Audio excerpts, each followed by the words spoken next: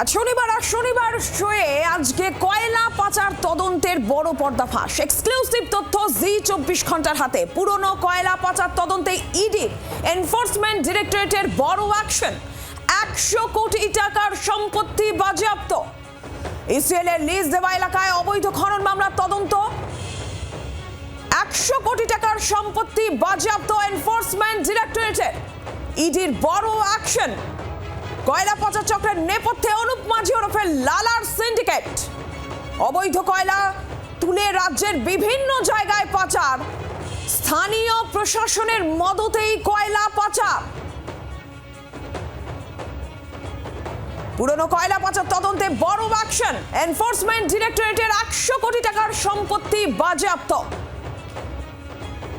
কয়লা পাচার চক্রের নেপথ্যে অনুপ মাঝি ওরফে লালার সিন্ডিকেট। অবৈধ কয়লা তুলে রাজ্যের বিভিন্ন জায়গায় পাচার। উল্লেখযোগ্য বিষয়, স্থানীয় প্রশাসনের মদতেই কয়লা পাচার, এই অভিযোগ উঠছে। আমরা আরো আপডেট নেব। বিক্রম দাস প্রতিনিধি সরাসরি রয়েছেন আমাদের সঙ্গে। বিক্রম, কি জানা যাচ্ছে? অবৈধ খনন মামলা, ইসিএল এর লিজ দেওয়া এলাকায় অবৈধ খনন মামলায় ইডির অ্যাকশন, বড় অ্যাকশন, কি জানা যাচ্ছে?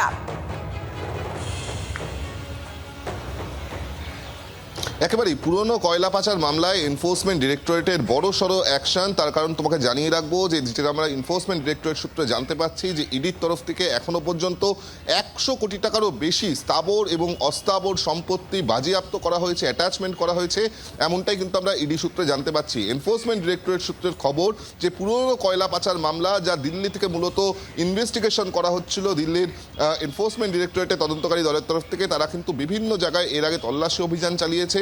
অশোক মিশ্রা সহ একাধিক ব্যক্তিকে সেখানে গ্রেফতারও করা হয়েছিল এবং তার সঙ্গে সঙ্গে যে সমস্ত নথিপত্র বাজেয়াপ্ত হয়েছে বা তদন্ত করতে গিয়ে যে তথ্য উঠে আসছে সেখানে নির্দিষ্টভাবে যে মানি ট্রেলের হদিশ তদন্তকারীরা পেয়েছেন সেখানেই কিন্তু তারা জানতে পারছেন যে বিপুল অঙ্কের এই প্রসিডস অফ ক্রাইম তা কিন্তু সাইফন হয়েছিল বিভিন্ন জায়গায়, বিভিন্ন সম্পত্তিতে সেগুলিকে ট্রান্সফর্ম করা হয়েছিল এবং সেক্ষেত্রে দাঁড়িয়ে সেই সমস্ত নির্দিষ্টভাবে ওই যে সম্পত্তি যেগুলিকে আইডেন্টিফাই করা গিয়েছে সেগুলি ইতিমধ্যেই বাজেয়াপ্ত করা হয়েছে। প্রায় 100 কোটি টাকার বেশি এরকম স্থাবর এবং অস্থাবর সম্পত্তি আসানসোল, দুর্গাপুর, কলকাতা থেকে শুরু করে ভিন রাজ্যে পর্যন্ত এই সম্পত্তি বাজেয়াপ্ত হয়েছে, যা কিনা এই কয়লা পাচারের দুর্নীতি টাকায় করা হয়েছিল, এমনটাই কিন্তু তদন্তকারীদের সূত্রে জানা যাচ্ছে। এনফোর্সমেন্ট ডিরেক্টরেট সূত্রের খবর যে মূলত এই যে কয়লা পাচার চলতো সেখানে কিন্তু স্থানীয় যে প্রশাসন, সেই স্থানীয় প্রশাসনের মদত ছিল, প্রত্যক্ষ মদত ছিল, এমনটাই কিন্তু এনফোর্সমেন্ট ডিরেক্টরেটের তরফ থেকে অভিযোগ আনা হচ্ছে। এবং নির্দিষ্টভাবে যেটা আমরা জানতে পাচ্ছি যে একাধিক ব্যবসায়ী, তাদের যে সম্পত্তি, একাধিক কোম্পানির সম্পত্তি, কোম্পানির অ্যাকাউন্টে থাকা টাকা, ব্যবসায়ীদের অ্যাকাউন্টে থাকা টাকা এবং বিভিন্ন ল্যান্ড এবং অন্যান্য প্রপার্টি মিলিয়ে প্রায় 100 কোটি টাকার বেশি প্রপার্টি কিন্তু। বিক্রম, আসবো তোমার কাছে। এই মুহূর্তে প্রতিক্রিয়া, একটু রাজনৈতিক প্রতিক্রিয়া আমরা নিয়ে নিই। জয়প্রকাশ মজুমদার রয়েছেন আমাদের সঙ্গে এই মুহূর্তে টেলিফোন লাইনে। জয়প্রকাশ বাবু, ইসিএল এর লিজ দেওয়া এলাকায় অবৈধ খনন মামলার তদন্ত এনফোর্সমেন্ট ডিরেক্টরেট 100 কোটি টাকার সম্পত্তি বাজেয়াপ্ত করেছে এবং ইডি সূত্রে এটাও বলা হচ্ছে যে এই যে অবৈধ কয়লা তুলে বিভিন্ন জায়গায়, রাজ্যের বিভিন্ন জায়গায় পাচার, স্থানীয় প্রশাসনের মদতেই। আরে কি অদ্ভুত কথা! ইসিএল লিজ দেয়, তারপর লিজের পরে কয়লা কেনা বিক্রি, লিজ দেওয়া খনি থেকে আবার অবৈধ কি করে হয়? আপনাকে লিজ দিয়েছে মনে করুন, তারপর তার থেকে আপনি সেই খনি থেকে কয়লা তুলে বিক্রি করছেন, সেটা তো আর অবৈধ হতে পারে না, সেটা তো আর বাংলাদেশ থেকে নিয়ে আসা হচ্ছে না। আর এর নেপথ্যে বলা হচ্ছে অনুপ মাঝি, লালা সিন্ডিকেট। শুনুন, আসল ঘটনা হচ্ছে ইডিকে কাজে লাগিয়ে 5 জন ব্যবসায়ীর খনি বা তাদের অ্যাকাউন্ট বন্ধ করে, তাদের সম্পত্তি হরফ করে বা তাদের লিজ ক্যান্সেল করে 100 জনকে ভয় দেখিয়ে বলছে ইলেকশন এসেছে, বিজেপিকে টাকা দাও।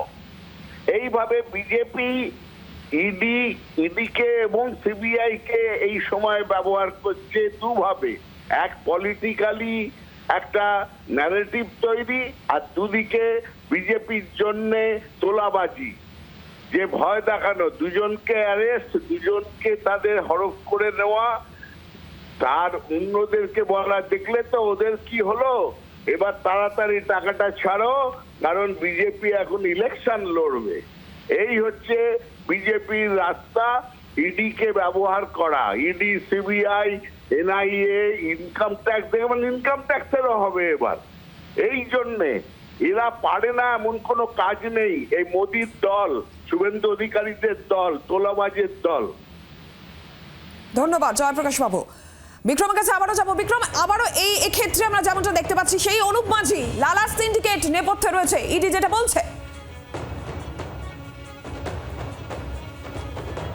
একেবারে যেমনটা আমি প্রথম থেকে বলছিলাম যে এনফোর্সমেন্ট ডিরেক্টরেটের তরফ থেকে এই যে মামলা, অর্থাৎ পুরনো কয়লা মামলা, তা কিন্তু দিল্লি থেকে ইনভেস্টিগেট করা হচ্ছিল এবং এক্ষেত্রে অন্যতম মূল অভিযুক্ত হলো অনুপ মাঝি ওরফে লালা। যেই লালার যে সিন্ডিকেট, সেই সিন্ডিকেট কিন্তু যেটা অভিযোগ যে মূলত ইসিএল এর তরফ থেকে দেওয়া লিজ খাদান, সেখানে বেআইনিভাবে খনন কাজ করে প্রচুর কয়লা সেগুলিকে পাচার করা হতো এবং তার মাধ্যমে যে লভ্যাংশ আসতো বা যে মুনাফা আসতো সেগুলি কিন্তু বিভিন্ন প্রভাবশালী ব্যক্তির কাছে পৌঁছে দেওয়া হতো। এমনটাই কিন্তু এনফোর্সমেন্ট ডিরেক্টরেটের তরফ থেকে অভিযোগ করা হচ্ছে। এনফোর্সমেন্ট ডিরেক্টরেট এই পুরনো কয়লা পাচার মামলায় একাধিক ব্যক্তিকে জিজ্ঞাসাবাদ করেছে। অনুপ মাঝি স্টেটমেন্ট রেকর্ড করা হয়েছে। অন্যান্য যে সমস্ত কয়লা ব্যবসায়ী বা মাফিয়া, তাদেরকে জিজ্ঞাসাবাদ করা হয়েছে। একজন পুলিশ আধিকারিক অশোক মিশ্রা, তাকেও এই মামলায় গ্রেফতার করা হয়েছিল এবং আরও তার সঙ্গে সঙ্গে বিভিন্ন ব্যবসায়ীকেও জিজ্ঞাসাবাদ করা হয়। একাধিক জায়গায় তল্লাশি অভিযান চালানোর পর এবং যে সমস্ত তথ্য তারা পেয়েছে তার মাধ্যমে মূলত বেশ কিছু সম্পত্তি তারা চিহ্নিত করে। মূলত যে সমস্ত সম্পত্তি গড়ে তোলা হয়েছিল এই প্রসিডস অফ ক্রাইম বা এই বেআইনি কয়লা পাচারের মাধ্যমে যে মুনাফার টাকা তা দিয়ে গড়ে তোলা হয়েছিল, সেগুলিকেও কিন্তু আইডেন্টিফাই করে এখনো পর্যন্ত আমরা যেটা জানতে পারছি যে অনুপ মাঝির পাশাপাশি অন্যান্য কয়লা ব্যবসায়ী সহ বিভিন্ন কোম্পানির স্থাবর এবং অস্থাবর সম্পত্তি মিলিয়ে প্রায় 100 কোটি টাকার সম্পত্তি বাজেয়াপ্ত করা হয়েছে এই পুরনো কয়লা পাচার মামলায়। এমনটাই এনফোর্সমেন্ট ডিরেক্টরেট সূত্রের দাবি। বিক্রম, ধন্যবাদ তোমাকে। বিজেপি নেতা রাহুল সিনহা রয়েছেন আমাদের সঙ্গে এই মুহূর্তে টেলিফোন লাইনে। রাহুল বাবু, ইসিএল এর লিজ দেওয়া এলাকায় অবৈধ খনন মামলার তদন্ত, পুরনো এই কয়লা মামলার তদন্তে এনফোর্সমেন্ট ডিরেক্টরেট 100 কোটি টাকার সম্পত্তি বাজেয়াপ্ত করেছে এবং এটাও বলা হচ্ছে যে স্থানীয় প্রশাসনের মদত রয়েছে। কিন্তু তৃণমূল কংগ্রেস রাজ্যের শাসক দলের বক্তব্য যে বিজেপি এজেন্সিকে কাজে লাগাচ্ছে, ভয় দেখানোর চেষ্টা করছে, টাকা তোলাবাজির অভিযোগও তৃণমূল কংগ্রেস করছে। কি বলবেন? দেখুন, বিষয় হচ্ছে যে চোর তো সবসময় পুলিশ অভিযানের বিরুদ্ধে কথা বলবে, এটা স্বাভাবিক আছে। চোরের বক্তব্যের গুরুত্ব আছে না সাধারণ মানুষের বক্তব্যের গুরুত্ব আছে?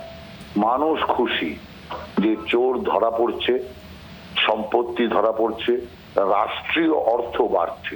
এই 100 কোটি টাকা অর্থাৎ রাষ্ট্রীয় ক্ষেত্রে একটা বড় যোগদান হলো, মানে জনগণের প্রাপ্তি হলো। অতএব চোরের প্রাপ্তি থেকে জনগণের প্রাপ্তি, জনগণের টাকা চোরের হাত ঘুরে এখন মানুষের জন্য আসছে। অতএব আমি মনে করি এই অভিযান চলবে, এর সাথে ইলেকশনের কোনো সম্পর্ক নেই। ইলেকশনের আগেও চলেছিল, ইলেকশনের মধ্যেও চলবে, ইলেকশনের পরেও চলবে। ধন্যবাদ আপনাকে।